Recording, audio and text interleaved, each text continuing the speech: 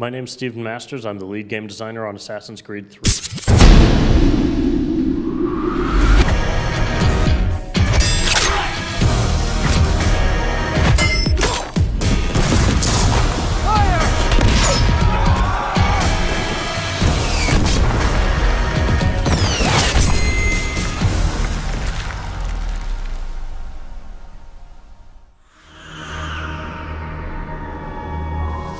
In the history of the American Revolution, the naval influence was critical. And we're all about those moments of history where, we go to those pivotal moments.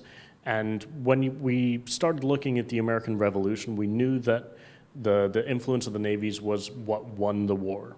So it was something that, since we were in this era, we really wanted to treat it. We thought that it was going to be something that, if we ignored it, it was going to not do any good service to the history.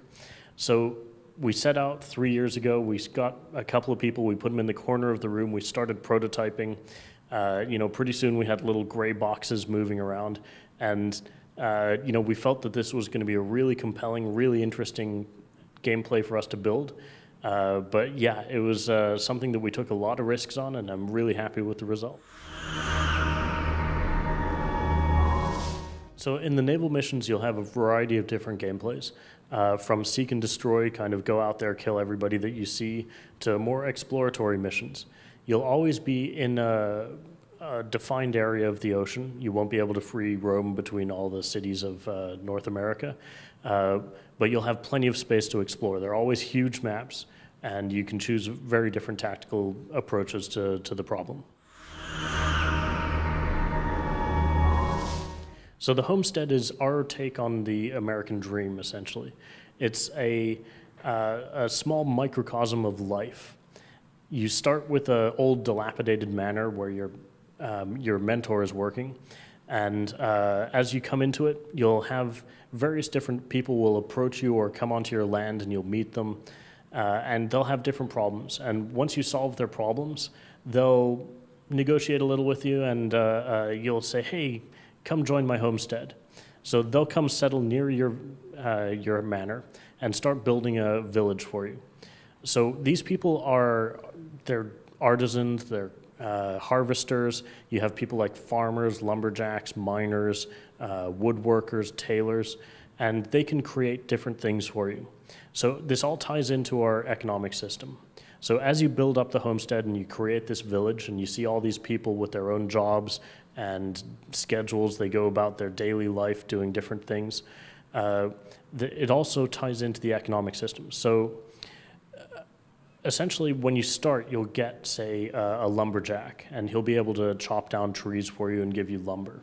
And you can trade that into town, buy that from him, and sell it into the traders in town. And that'll just gain you a small amount of money over time. But as you upgrade, you'll be able to, say, get a woodworker who can take those logs and turn them into ship masts, and you'll be able to sell those at a much greater profit. But it's not just about making money. It's also about upgrades for the player. It's about taking, say, your weapons and making better versions of them. It's about getting bigger pouches for your cartridges, a quiver with more arrows. It's about crafting war clubs and tomahawks.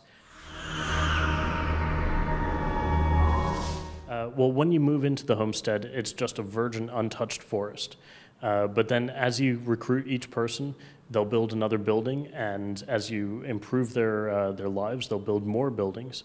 So there's about 10 people that will move in. Some of them have wives and kids, so there will be many more people on the homestead. And they'll develop like between 3 to 4 buildings each, so it becomes a really big village with a lot of people, a lot of life, and a lot of different opportunities for you to talk to people, play games with them, visit them in the pub, that kind of thing.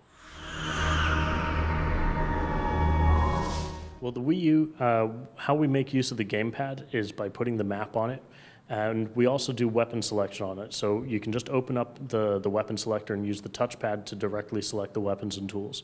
But otherwise, it's the same game. We're using the same assets. We just ported our engine across to the new platform, and it's running almost identically. I would say this game is much bigger than Assassin's Creed 2. So it's much bigger than Brotherhood and Revelations as well. The main game is about 20 hours of gameplay, but then with all the side content, you have much more as well. It's going to take you a long time to finish everything, including all the quests and the side missions, the naval gameplay, the homestead. Everything like that is going to take you a long time to finish. Assassin's Creed 3 is coming out on PlayStation and Xbox October 31st in Europe, and PC later and November 21st.